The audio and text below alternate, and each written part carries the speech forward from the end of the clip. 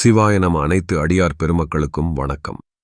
இந்த வாக்கு உரையானது கடந்த 29ஆம் தேதி மார்ச் மாதம் 2, 2026ஆம் வருடம் அன்று ஆதி கோணேஸ்வரத்தில் நடந்த சிவபுராண கூட்டுப் பிரார்த்தனையில் அகத்திய பெருமானால் உரைக்கப்பட்டது.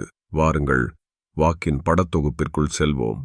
அன்புடன் அகத்திய மாமுனிவர் அருளால் கலியுகத்தில் முதல் முறையாக திருத்தி எழுதப்படும் உலகமறியாத மகிமை புகழ் கொண்ட ஆதி இராமாயண காவியம்.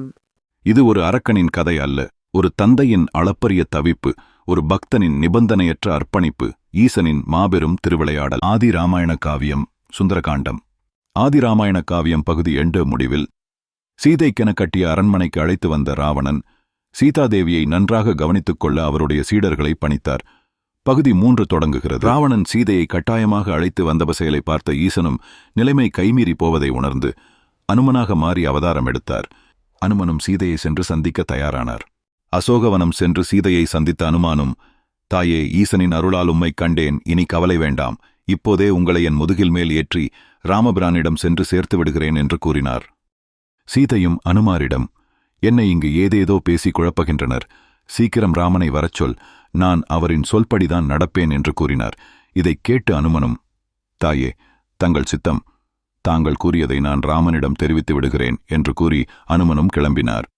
அனுமனும் அதன்பின் ராமனிடம் சென்று சீதை தெரிவித்ததை தெரிவித்தான்.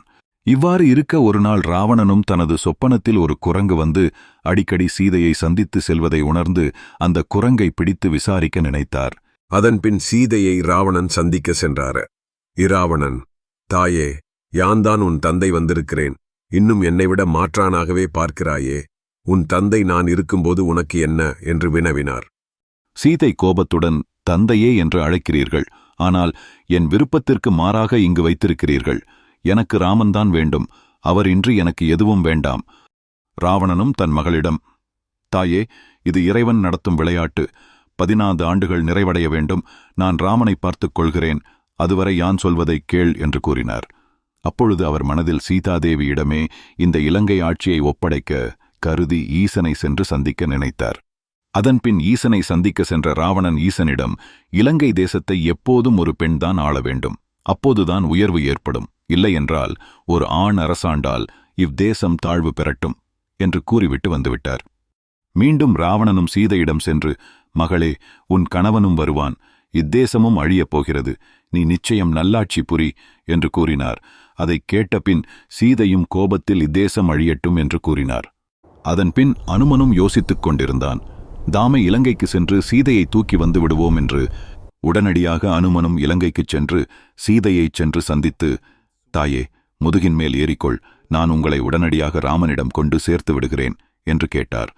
அனுமன் தன் உருவத்தை பெரிதாக்கி, தாயே, தாமதிக்க நேரமில்லை, என் மீது அமர்ந்து கொள்ளுங்கள், இப்போதே உங்களை ராமபிரானின் கரங்களில் சேர்த்து விடுகிறேன் என்று கூறினார்.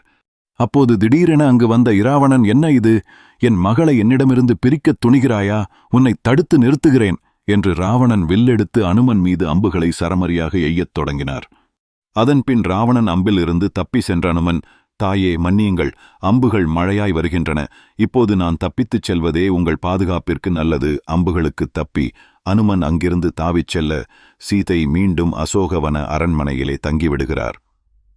ராவணன் ஈசனின் மிகச்சிறந்த பக்தன். இருப்பினும் பாசம் என்ற மாய வலையில் விழுந்ததனால் இறைவனையே மறந்துவிட்டான். இருந்தாலும் அவனது இருதயத்தில் உள்ள ஒரு துகள் ஈசனை நினைத்துக் கொண்டே இருந்தது.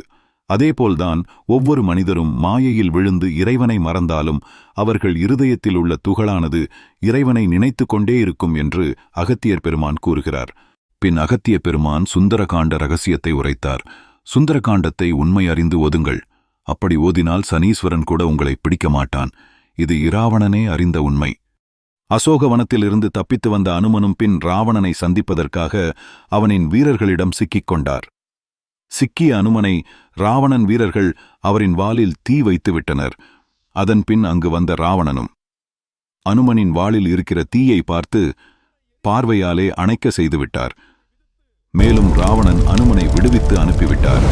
இராவணன் விடுவித்த பின் ராமரை சந்திக்க வந்த அனுமன், சுவாமி, இராவணனை வெல்வது எளிதல்ல, ஈசன் கொடுத்த வரங்கள் அவனை பாதுகாக்கின்றன என்று கூறி அவருடைய சக்திகளைப் பற்றி இராமருக்கு விவரித்தார். அதன்பின் ராமனும் காலத்தின் கட்டாயத்தால் போருக்கு தயாரானார். அதன்பின் அகத்திய பெருமானும் ஈசனைப் பற்றி உரைக்க ஆரம்பித்தார். ஈசனைப் போல் கருணை வாய்ந்தவர் உலகத்தில் யாரும் இல்லை அப்பா. ஈசனிடம் அன்பு காட்டினால் அனைத்து வரங்களையும் அள்ளிக் கொடுத்து விடுவான். அதனாலதான் அனைத்தும் ஈசனின் புகழை பாடுகிறது. ஆனால் கலியுகத்திலோ ஈசனை வீட்டில் வைத்து வணங்கக்கூடாது என்று பொய் பரப்பிவிட்டனர். நிச்சயம் தன்னில் காப்பவனப்பா ஈசன் அப்பனே. ஆனாலும் எதையும் மறைத்து பின் ஈசன் இல்லத்திற்கு வந்துவிட்டால் அனைத்தும் கொடுத்து விடுவான் என்று நிச்சயம் அனைத்தும் மாற்றி எழுதிவிட்டார்கள் மனிதர்கள். ஆதி ராமாயண காவியம் பகுதி 3 முடிவடைந்தது. வரலாற்றில் மறைக்கப்பட்ட உண்மை இராவணனின் மகள் சீதாதேவி. நிஜமாக்கப்பட்ட பொய் இராவணன் சீதையை பெண்ணாசையினால் கடத்தி வந்தார் என்பது. இந்த உண்மையை கலியுக மக்கள் உணர வேண்டும் என்று அகத்தியர் பெருமான் உரைத்ததே ஆதி ராமாயண காவியம். உண்மை அறிக, உயர்நிலை பெறுக.